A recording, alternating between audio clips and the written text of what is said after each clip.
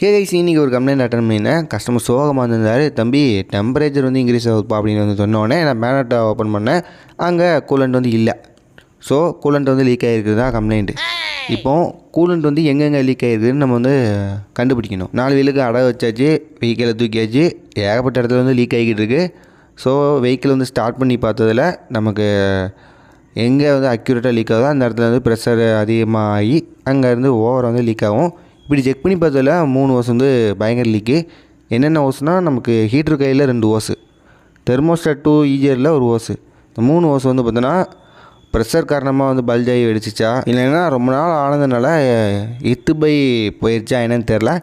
So customer வந்து கரெக்டாக வந்து கெஸ் பண்ணி இந்த மாதிரி டெம்பரேச்சர் இன்க்ரீஸ் ஆகுதுன்னு நம்ம இடத்துக்கு கொண்டு வந்ததுனால சிம்பிளாக வந்து சால்வ் பண்ணிட்டோம். நீங்கள் எந்த சர்வீஸ் சென்டருக்கு போனாலுமே ஃபஸ்ட்டு என்னென்னலாம் செக் பண்ணணும் அப்படின்னா, ஃபஸ்ட்டு கூலண்ட்டை ஃபஸ்ட்டு செக் பண்ணுங்க அப்படின்னு சொல்லுவாங்க. 2வது இன்ஜின் ஆயில், பிரேக் ஆயில். வண்டியில் டெம்பரேச்சர் இண்டிகேஷன் வந்தாலே கண்ணை மூடிட்டு வண்டியை வந்து ஸ்டாப் பண்ணிடுங்க.